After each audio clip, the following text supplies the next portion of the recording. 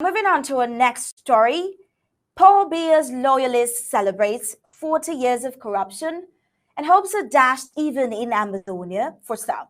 On his ascension to power, Biya pledged a new deal to restore integrity and eliminate corruption, rigor, and moralization. But behold, those promises and pronouncements were dead on arrival.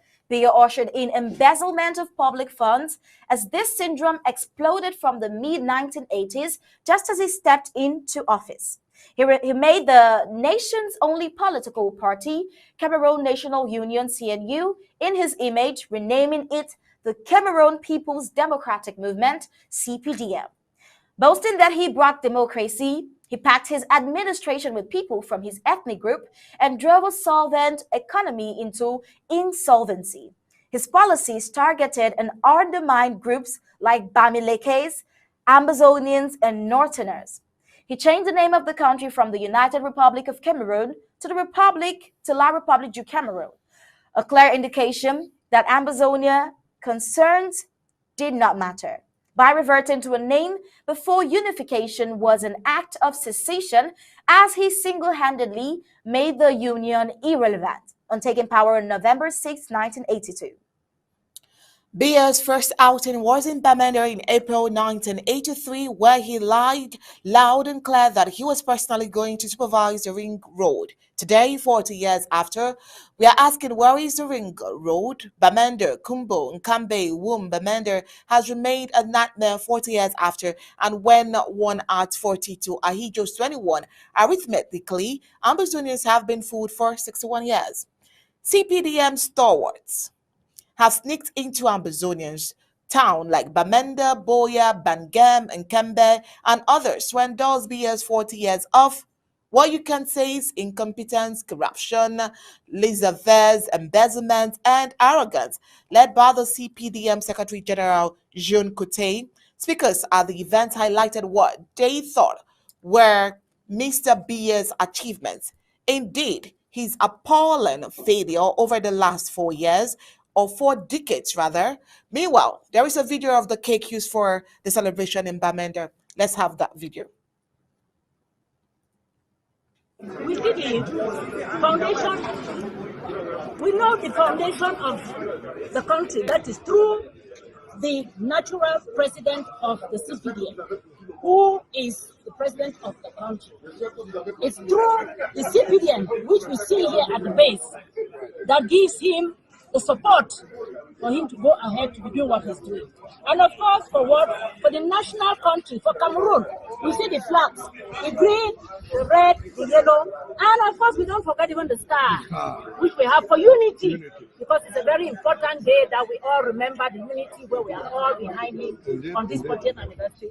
And of course, that is the 40th anniversary of his accession to the Supreme Magistracy of this nation, which we are celebrating no other than President Paul Biya, who is at the helm. And of course, we know behind him there's a woman that supports him, Madame Biya. So today is the day that we're celebrating, and we're thinking of all of them. And we're asking Cameroonians to unite with us to do this great celebration nowhere else but in Bamenda, the city of the future. Bamenda, where it is his second home.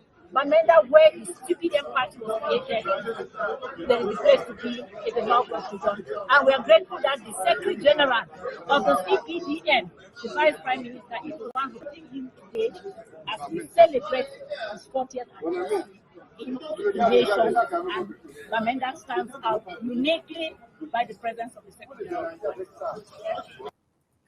The people in charge of these various mobilizations are very much driven by the logic of clientelism, as each tries to show his allegiance, to show a lot of fidelity and loyalty to the old monarch, as you saw in the video of the lady talking about the cake. But Cameroonians cannot be fooled.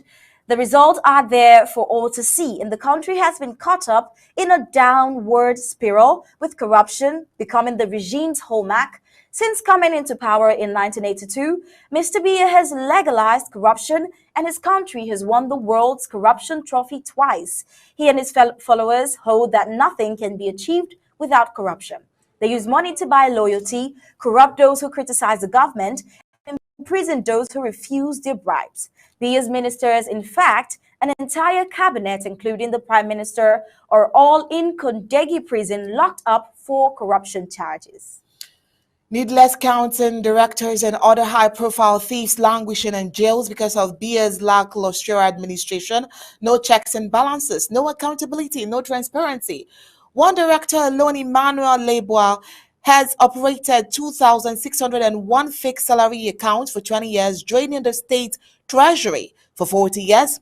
Instead of investing in infrastructure which could drive development and create jobs, Mr. Biya and his collaborators have transformed the country's treasury into their personal ATMs. Here we are today celebrating 40 years of evil in human form, incompetence, corruption, and demonic powers that have held the country hostage. However, critics of the Biya were wearing black amid their celebrations, considering November 6th as a day of national mourning.